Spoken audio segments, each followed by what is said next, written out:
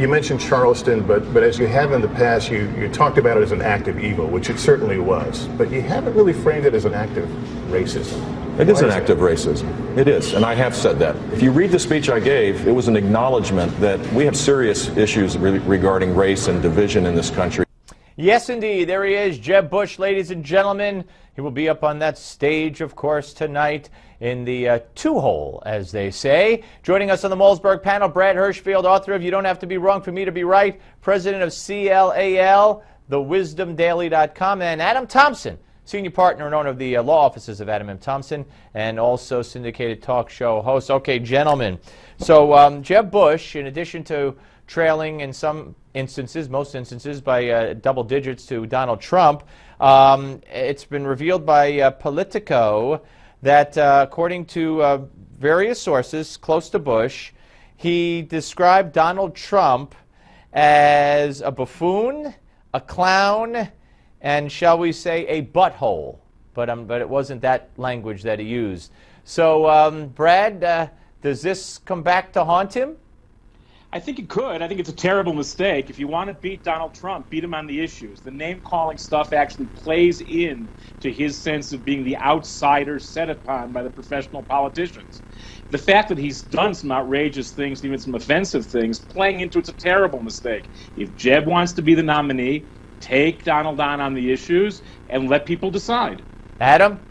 I think Brad nailed it, because you can't go into Donald Trump land, which is trying to get into a verbal sparring match. He's a reality TV star, personality, and he knows how to do this. This is his game. He speaks off the cuff very well and just sends zinger after zinger out, and he doesn't need to be prepared or have pre-written text. Jeb Bush does. So if he's going to get into that in the debate or any time, he's going to lose. He's got to stick to the issues and hope that he can out-argue the issues better than Donald Trump. Otherwise, he's an afterthought. All right. How significant is it, Brad, that we're hearing reports, or at least one report today, that Bill Clinton called Donald Trump and advised him, if not to get in the race, specifically, at least to play a bigger role in the Republican Party, and this was, not too long before Donald Trump announced and made his mind up. So, Donald Trump was saying he would make a decision, and apparently within that time frame, Clinton called him. Did he call because it's good for Hillary if Trump is in this race?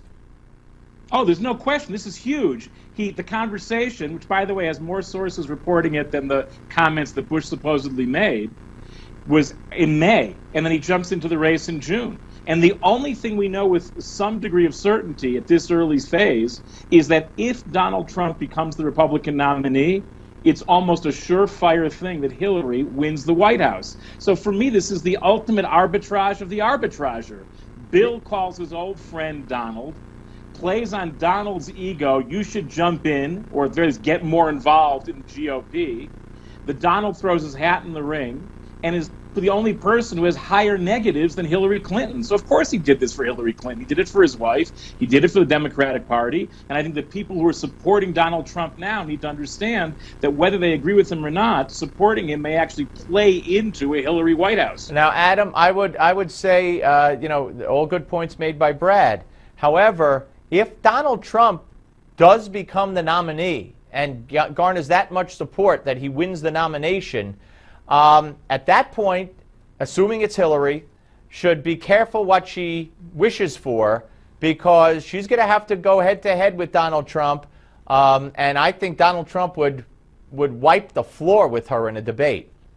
Well, a couple of points. First of all, I think there's going to be more to this story coming out. I'm sure when Bill Clinton called Donald Trump, it was to see if they could get any money for him for fundraising, because he's always donated to both sides of the political aisles, Republicans and Democrats alike, and he was a heavy supporter and donor to Hillary Clinton when she ran in the Senate races in New York. So I bet the conversation's really going to be, he was calling for money, and while he's asking for money, probably Bill Clinton stroked Trump's ego and said, hey, there's no real front runner. Maybe you should think about it, throw your hat in, just to make him feel better to throw more money to Hillary. But now that he's in the race, You got it right, Steve. They're probably saying, oh boy, we unleashed the tiger, because no one can control this guy. He doesn't need outside money. He says what he thinks, and he supports himself. He doesn't have to ask lobbyists or big financiers to tell him what to say or what to do. He does everything his own way. So when him and Hillary get on that stage together, oh, forget it. And he has that nice little thing in the background now to say, and guess what?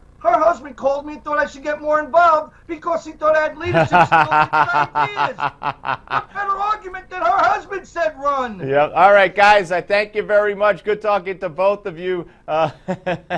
Very interesting stuff. All right, up next, Larry Kudlow. But first, we want your feedback. Let us know what you think of today's show and the discussion we're having now and the debates, the whole thing. Log on to newsmaxtv.com/comments, newsmaxtv.com/comments, and have your voice heard.